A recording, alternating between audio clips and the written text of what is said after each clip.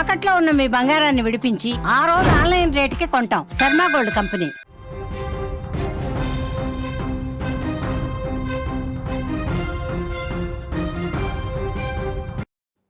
తెలుగు రాష్ట్రాలలో వరుసగా జరుగుతున్న బస్సు ప్రమాదాలు తీవ్ర కలకలం రేపుతున్నాయి. రోజుకో చోట ఆర్టీసీ బస్సులు లేదా ప్రైవేటు బస్సులు ఏదో ఒక ప్రమాదానికి గురవుతున్నాయి. ఇటీవల రంగారెడ్డి జిల్లా చేవెళ్లలో జరిగిన బస్సు ప్రమాదంలో దాదాపు 19 మంది ప్రయాణికులు ప్రాణాలు కోల్పోయిన విషయం మనందరికీ తెలిసిందే.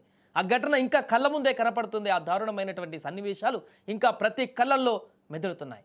అప్పటి నుంచి ఏదో ఒక ప్రాంతంలో బస్సు ప్రమాదాలు జరుగుతూనే ఉన్నాయి. వరుసగా ఆ ఇన్సిడెంట్స్కి సంబంధించిన వార్తలు చూస్తూనే ఉన్నాం. ఇప్పుడు తాజాగా మరొక ప్రమాదం జరిగింది. రంగారెడ్డి జిల్లాలో మరో బస్సు ప్రమాదానికి గురైంది. ఆర్టీసీ బస్సును డీసీఎం ఢీకొట్టింది.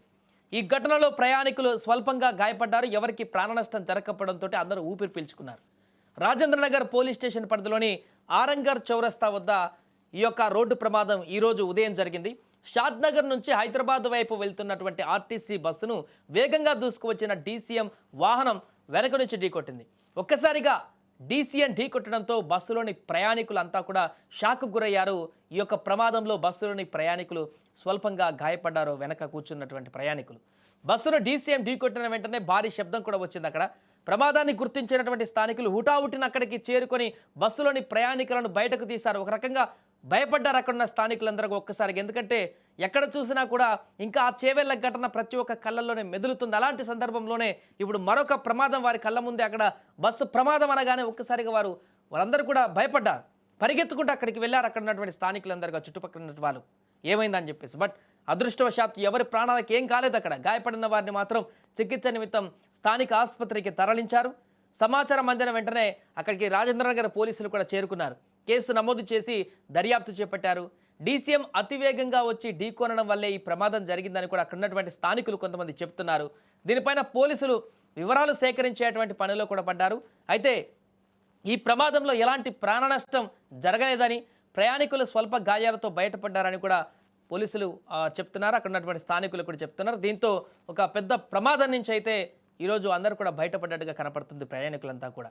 సో దీనికి సంబంధించిన సీసీ ఫుటేజ్లను కూడా ఇప్పుడు పరిశీలిస్తున్నారు పోలీసులు. అన్ని కోణాలను కూడా దర్యాప్తు చేస్తున్నారు. డీసీఎం ఎక్కడి నుంచి ఎటువైపు వెళ్తుంది, ఎందుకు అక్కడ ఆ రూట్లో వచ్చింది, బస్సుని వెనక నుంచి ఎలా గుద్దేసింది, ఎవరి తప్పిదం ఉంది, ఎంత స్పీడ్తో వెళ్తున్నాడు ఆ డీసీఎం డ్రైవర్, పూర్తి వివరాలు కూడా సేకరించినట్టు పడ్డారు. ఆ పనిలో పడ్డారు. వరుసగా జరుగుతున్నటువంటి ఈ ప్రమాదాలన్నీ కూడా తీవ్ర భయాందోళనకు గురి చేస్తున్నాయి. రోడ్లపైన హెవీ స్పీడ్ కారణంగా జరుగుతున్నాయా, లేకుంటే డ్రైవర్లు కంట్రోల్ తప్పుతున్నారా, ఎర్లీ మార్నింగ్లో ఎక్కువ జరుగుతున్నటువంటి సందర్భాలు మనం చూస్తున్నాం. ఇది కూడా ఈరోజు ఉదయం మార్నింగ్ సమయంలో జరిగినటువంటి ప్రమాదంగానే మనకు కనిపిస్తుంది. ఆ విజువల్స్లో చూస్తున్నాం. కొంత వెనక నుంచి గుద్దడంతో, వెనకాల ఒకవైపు కొంత ర్యాష్ ఇవ్వడంతో ఇంత ప్రమాదం తప్పింది. కానీ ఒకవేళ మిడిల్లో గుద్దితే ఇంకా చాలా పెద్ద ప్రమాదం ఉండేటువంటి పరిస్థితి ఉండేది. వెనక కూర్చున్నటువంటి వారికి ఇంకెక్కువ డ్యామేజ్ ఉండేది, బ్యాక్ సైడ్లో గుద్దేసింది కాబట్టి. సేమ్ అదే ఎక్స్ప్రెస్ బస్ చేవెళ్ల నుంచి మొన్న జరిగినటువంటి తాండూరు నుంచి వచ్చినటువంటి ఎక్స్ప్రెస్ బస్ ఏదైతే ఉందో అలాంటి యాజ్ ఇట్ ఈస్ బస్సే ఇక్కడ మరొక ప్రమాదానికి గురైంది. సేమ్ అలాంటి ఇన్సిడెంట్ కనపడడంతో ఆ విజువల్ చూడడంతో ఒక్కసారికి అందరికీ అక్కడ కళ్ళు బయర్లు గమ్మినటువంటి పరిస్థితి ఏర్పడింది. అటువైపు వెళ్తున్నటువంటి వాళ్ళు కూడా ఆందోళన చెందారు. అరే ఏమైంది, మళ్ళీ ఒక ప్రమాదమా, మళ్ళీ ఏమైందని చెప్పేసి ఒక తీవ్ర భయాందోళనకు గురయ్యారు. బట్ అదృష్టవశాత్తు ఆ దేవుని దయ వల్ల ఈరోజు ఎవరికి ఏం కాలేదు, అందరి ప్రాణాలు బాగున్నాయి. బట్ కొంతమందికి గాయాలయ్యాయి. వారికి హాస్పిటల్కి తీసుకువెళ్ళి చికిత్స అందిస్తున్నారు. వారు కూడా తొందరగా కోలుకోవాలని కూడా అక్కడ ఉన్నటువంటి వాళ్ళందరూ కూడా కోరుకుంటున్నారు. ఏమైనా కూడా వరుసగా జరుగుతున్నటువంటి ప్రమాదాలను ఇటివి కొంత ఆందోళనకైతే గురి చేస్తున్నాయి.